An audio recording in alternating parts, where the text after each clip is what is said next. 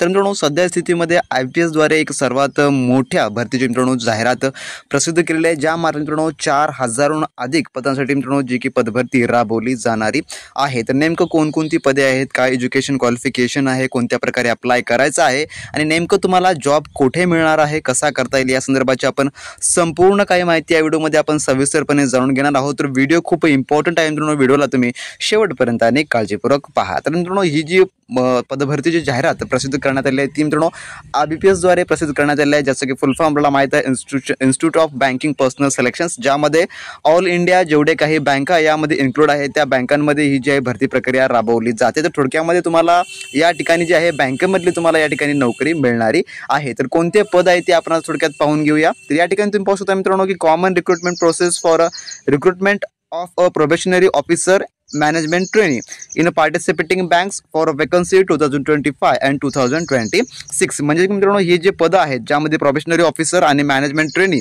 या दोन पदांसाठी थोडक्यामध्ये ही जी आहे जी की भरती प्रक्रिया राबवली जाणार आहे आणि ही जी आहे ऑल इंडिया ओव्हर लेवलची रिक्रुटमेंट असणारी आहे। म्हणजे काय जेवढे काही या बँका या IPS द्वारे इन्क्लूड आहे त्या सर्वांमध्ये ज्या पदांसाठी जी आहे जी की नोकर भरती जाहीर करण्यात आलेली आहे। तर या ठिकाणी सर्व काही आपल्याला आता दिलेले आहे, इम्पॉर्टंट डेट्स वगैरे टाइमलाईन आता त्यांनी दिलेले आहे। याचे ऑनलाईन अर्ज जे आहे जे की आजपासून मित्रांनो सुरू झालेले आहे, त्या ठिकाणी पाहू शकता 1/8/2024 आणि शेवटची तारीख जी आहे मित्रांनो ती आहे 21/8/2024। म्हणजे की तुमच्याकडे 21 दिवसाचा टायमिंग असणार आहे यासाठी। तुम्ही या ठिकाणी पाहू शकता की जे काही यांची ऑनलाईन एक्झामिनेशन आहे ज्यामध्ये प्रिलिम सुद्धा असणारी आहे, त्यासोबत मेन एक्झाम असणारी आहे आणि त्यासोबतच इंटरव्ह्यू देखील थोडक्यामध्ये कंडक्ट केला जाणार आहे। म्हणजे की याची सर्व काही प्रक्रिया ऑगस्ट महिन्यापासून सुरू होईल ऑनलाईन अर्जाची, तर येत्या 2025च्या एप्रिल महिन्यामध्ये ही सर्व काही प्रक्रिया जी की पूर्ण होणार आहे, ज्यामध्ये तुमचं इंटरव्ह्यू असेल आणि प्रिव्हिजनल अलॉटमेंट जे आहे जे काही त्यांच्या बँका आहेत असोसिएटेड त्या IBPS सोबत, त्यामध्ये तुमची जी नियुक्ती आहे ती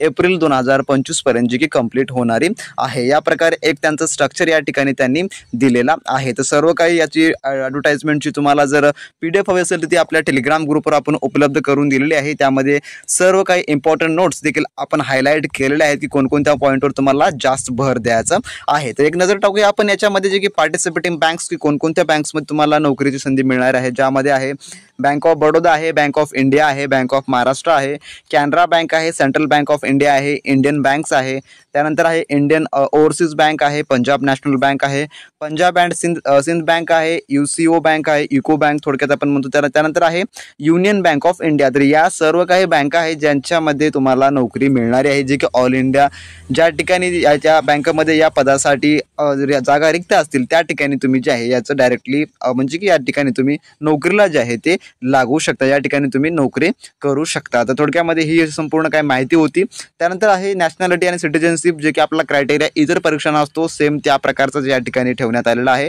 आणि एजमध्ये त्यांनी म्हटलेलं आहे की मिनिमम 20 इयर्स, कमीत कमी तुमचं वय 20 वर्ष असायला पाहिजे आणि जास्तीत जास्त 30 वर्षाचे कॅन्डिडेट या ठिकाणी इलिजिबल असणारे आहे। त्यासोबतच तुम्हाला एज रिलॅक्शन देखील या ठिकाणी अप्लाय करायचं असेल तर तुम्ही एज रिलॅक्शन संदर्भात देखील या ठिकाणी अप्लाय करू शकता मित्रांनो। त्यानंतर बेंचमार्क ऑफ डिसेबिलिटी, जर तुम्ही अपंग असाल आणि तुमच्याकडे एक व्हॅलिड सर्टिफिकेट असेल जे की कसल्या प्रकारचं बनावटी नसणारं, जर तुमच्याकडे ओरिजिनल असेल तर तुम्ही या ठिकाणी त्याचा देखील फायदा या ठिकाणी घेऊ शकता। कारण का सध्या स्थितीमध्ये अपंग प्रमाणपत्राची जेवढे काही कॅन्डिडेट लागलेले आहेत त्यामधले 50% कॅन्डिडेट तर बाद करण्यात आलेले आहे। जेवढे काही सरकारने आता या बाबतीमध्ये जो कठोर निर्णय घेतलेला आहे त्या बाबतीमध्ये मित्रांनो।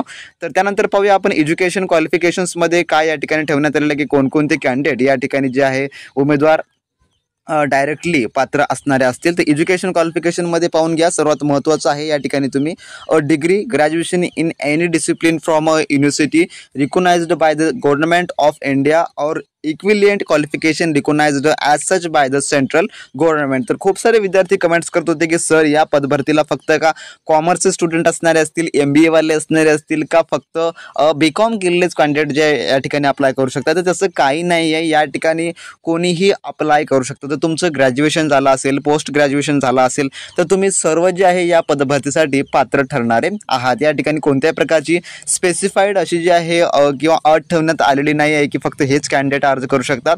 तर सर्व काही कॅन्डिडेट या ठिकाणी अर्ज करू शकणारे आहेत. कोणत्याही प्रकारचा या ठिकाणी त्यांनी नियम वगैरे दिलेला नाही आहे. तर आणि त्यानंतर आहे जे काही ॲप्लिकेशनची फीस वगैरे आणि इंटिमेशन चार्जेस.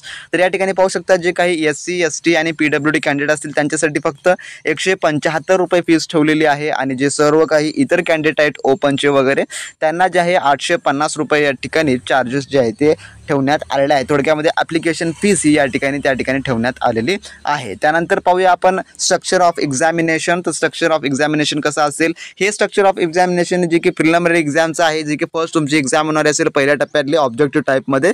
तर या ठिकाणी पाहू शकता जे की इंग्लिश लँग्वेज ज्यामध्ये नंबर ऑफ क्वेश्चन जे आहे 30 असतील आणि मॅक्झिमम मार्क देखील 30च असणारे आहेत. म्हणजे की एका प्रश्नाला 1 मार्क असणार आहे आणि मेडियम ऑफ एक्झाम तुम्हाला फक्त या ठिकाणी इंग्लिश आणि हिंदी या 2 भाषेमध्ये तुम्हाला एक्झाम ही देता येणारी आहे. मराठी भाषा वगैरे किंवा मातृभाषा तुम्हाला या ठिकाणी वापर करता येणारा नसेल. हे देखील एक सर्वात महत्त्वाचं आहे, तुम्ही लक्षात ठेवून घ्या. तर इंग्लिशला इंग्लिश लँग्वेज असेल आणि टाईम अलॉटमेंट हा 20 मिनिटाचा असणारा आहे. तब्बल या ठिकाणी पाहू शकता क्वांटिटिव्ह ॲप्टिट्यूड आणि रिजनिंग ॲबिलिटीचे 35 70 प्रश्न आणि त्यांसाठी मार्क देखील तेवढेच असणारे आहेत. आणि हा जो या ठिकाणी तुम्हाला हिंदी आणि इंग्लिशचा ऑप्शन्स उपलब्ध असणारा आहे. असं पाहिलं तर आपला 100 प्रश्नाची आणि 100 मार्काची एक परीक्षा होईल, ज्यामध्ये तुम्हाला 60 मिनिटाचा वेळ दिला जाणारा असेल. 60 मिनिटांमध्ये तुम्हाला 100 प्रश्न सोडवायचे आहेत आणि त्यानंतर तुम्ही ही परीक्षा क्रॅक केला तर तुमचा मेन्ससाठी तुम्ही पात्र व्हाल.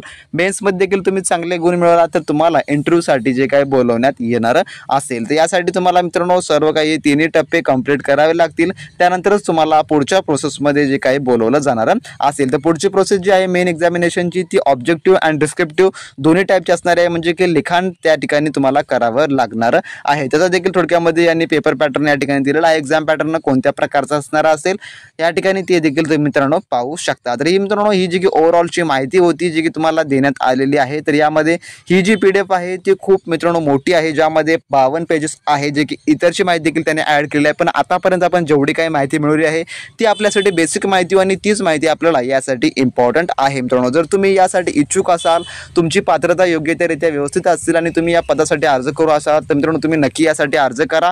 याची लिंक तुम्हाला खाली आपल्या डिस्क्रिप्शन बॉक्समध्ये मिळून जाईल. त्या ठिकाणी तुम्ही डायरेक्टली याची आजपासून ऑनलाईन अर्ज करू शकता.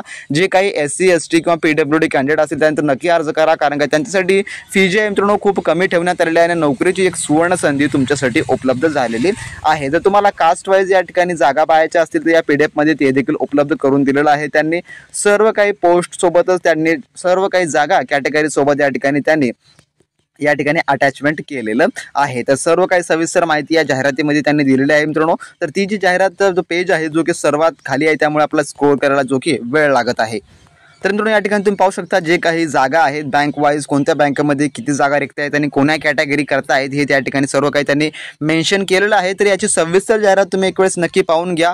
तब्बल जी जाहिरात आहे 4455 जागांकरताची ही स्थळ सेवा भरती मित्रांनो जाहिरात थोडक्यात त्यांनी प्रसिद्ध केलेली आहे. तर मित्रांनो अशी होती माहिती. जर माहिती आवडली असेल तर नक्की लाईक करा. चॅनल नवीन असाल तर सबस्क्राईब करून घ्या अशाच प्रकारचे महत्त्वपूर्ण अपडेट मिळवण्याकरता. आणि ज्या विद्यार्थ्यांनी IBPS क्लर्कचा जो अर्ज केलेला असेल त्यांच्यासाठी आपले लेक्चर मित्रांनो सुरू आहे. तुम्ही लेक्चर जॉईन केलं असेल तर जॉईन करून घ्या आणि पुढील व्हिडिओच्या अपडेटसाठी सबस्क्राईब करायला मात्र विसरू नका. भेटू नेक्स्ट व्हिडिओमध्ये. तोपर्यंत मित्रांनो बी प्रॅक्टिस क्रॅक एक्झाम.